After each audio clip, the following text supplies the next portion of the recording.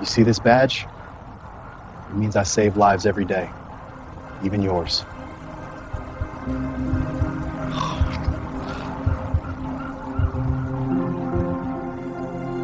A late-night highway stop spirals into racial profiling when a black trauma surgeon, still in scrubs and driving home after a 16-hour shift, is pulled over by a white cop who assumes the worst. What starts as intimidation quickly turns into humiliation for the cop when the man he disrespected turns out to be the head of emergency surgery at the same hospital where the officer's own wife is fighting for her life.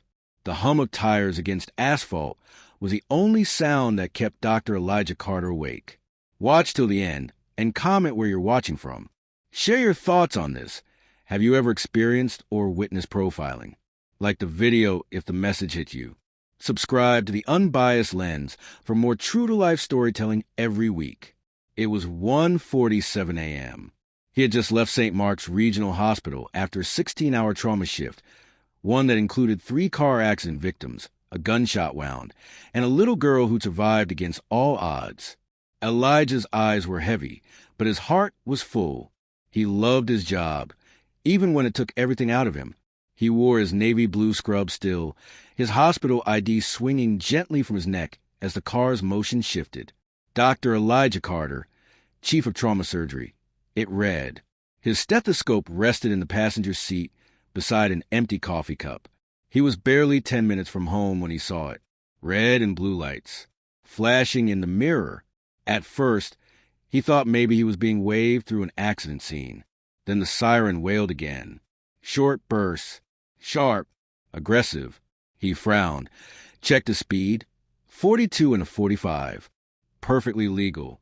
He slowed, pulled over, and rolled down his window, resting both hands on the steering wheel. Exactly like his father taught him when he was a teenager.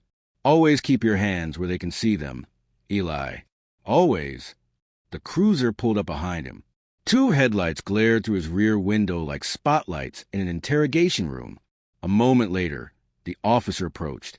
White, male, mid-40s, stocky build, hand already hovering near his weapon. Elijah's stomach tightened. Evening, officer, he began calmly. The cop didn't reply. Instead, his flashlight hit Elijah's face, full beam, and stayed there. License and registration. The officer barked.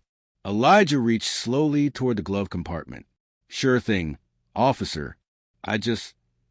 Don't move. The command was sharp, venomous. The cop's hand went to his holster instantly. Elijah froze, his heart pounding. I'm just getting I said don't move. For a moment, the world was nothing but light and fear. Elijah's fingers trembled slightly, though his voice stayed low. Officer, my wallet's in the side pocket. My ID's on my neck. I'm a doctor at St. Mark's Hospital.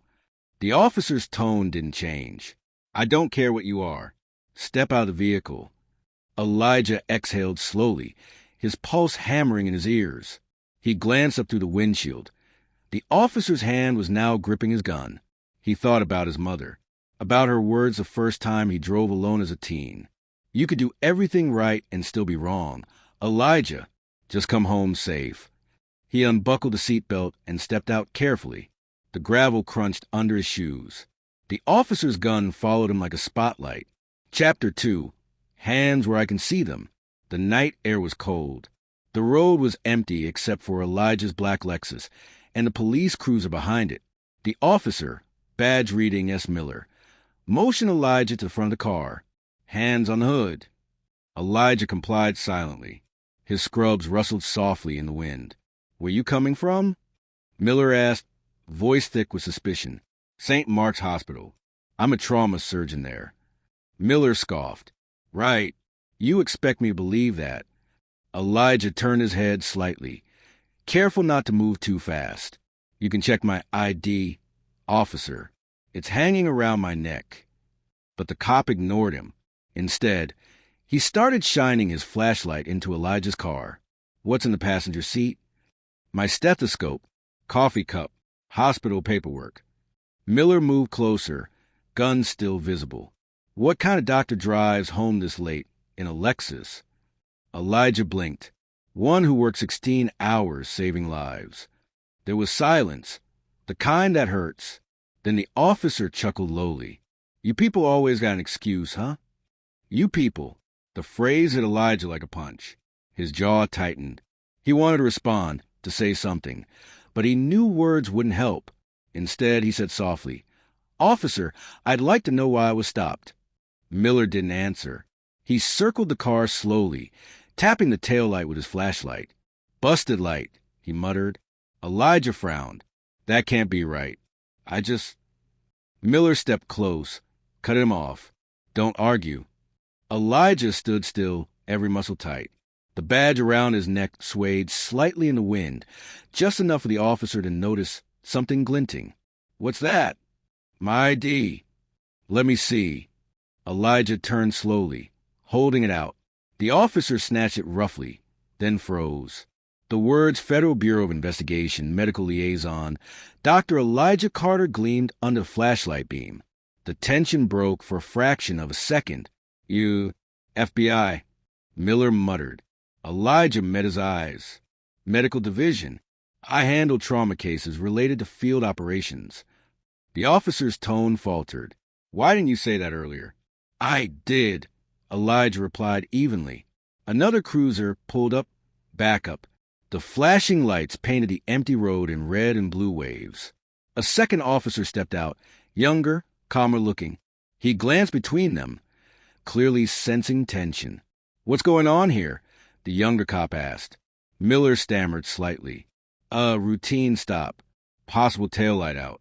The driver says he's a doctor. Elijah looked at the new officer. I showed him my FBI medical ID. The young officer took the card from Miller's hand, studied it, then looked up, eyes widening slightly. Sir, this is legit. Miller's jaw tightened. Could be fake. The younger one shook his head. No, look at the hologram seal. This is official. This man's federal medical staff. Elijah folded his arms, finally letting exhaustion seep through his composure. Can I go now? Miller shifted uncomfortably. I still need to. Officer, the younger cop interrupted gently. You might want to step back. Elijah turned to Miller, eyes calm but sharp. I understand you have a job to do, but so do I. And while you were busy treating me like a suspect, a real emergency might have needed me. For the first time, Miller looked unsure. He mumbled something about protocol and stepped back. Elijah climbed into his car, his hands shaking slightly now. Not from fear, but from fury he refused to show. As he started the engine, the younger officer leaned in quietly. Sir, I'm sorry. Not everyone's like that. Elijah nodded once. I know, but too many still are. He drove off into the darkness, the flashing lights fading in the rearview mirror. His ID swung gently as if reminding him who he was and what the world still refused to see. 2 days later, Dr. Elijah Carter sat at his kitchen table, sipping cold coffee that had long lost its warmth. The night of the traffic stop kept replaying in his head. The blinding flashlight, the trembling voice he had to keep steady, the gun aimed at his chest for doing nothing wrong. He had almost convinced himself to let it go, to focus on his patients, not his pride. But then he saw the headline on his phone. Black doctor detained in routine traffic stop. FBI confirms identity. The article didn't name the officer, but Elijah recognized the description. Veteran cop, Officer S. Miller, 17 years on the force. The story was spreading. Someone must have filmed part of it. The video clip embedded in the post showed his car, the flashing lights, and his calm voice saying, I'm a doctor at St. Mark's. I work with the FBI. And then Miller's bark reply. Yeah, sure you do. Elijah closed his eyes. The humiliation of that moment returned like a wave. His phone buzzed. It was his supervisor at St. Mark's, Dr. Lang, the hospital director. Elijah, Lang said, voice careful. We saw the footage. Are you okay? I'm fine, Elijah said flatly. No, you're not, Lang replied. And you shouldn't have to be. The Bureau's already called. They're launching an investigation. Elijah exhaled slowly. I didn't want all this. Lang's tone softened. You didn't start it, Elijah. But Maybe you're supposed to finish it. 3 weeks later, Officer Miller stood stiffly in front of a crowded press conference inside the Metropolitan Police Department headquarters. His uniform looked too tight, his face pale. The department had no choice. The body cam footage had leaked. Millions had watched it online. The world saw every second of his arrogance, his words dripping with prejudice. And they saw the badge that shut him down, Dr. Carter's FBI credentials gleaming under the light. Elijah didn't want to attend, but the Bureau insisted. Public accountability matters. His liaison had told him. He stood off to the side of the podium, in a tailored gray suit instead of scrubs this time. Calm, composed. But beneath that calm, there was something else, resolve. The police chief spoke first. We're here today to acknowledge a serious breach of professional conduct that does not reflect the values of our department. Officer Miller has been placed on indefinite suspension pending disciplinary action. A reporter shouted, "Will he face charges?" The chief hesitated. The district attorney is reviewing the case. Then Miller stepped forward. His eyes didn't meet Elijah's. "I want to apologize," Miller muttered into the microphone. "My actions were misjudged. I didn't realize who he was." Elijah's jaw tightened at that last line. Didn't realize who he was? That was the problem. Not that he was wrong, but that he was wrong about who he thought Elijah was.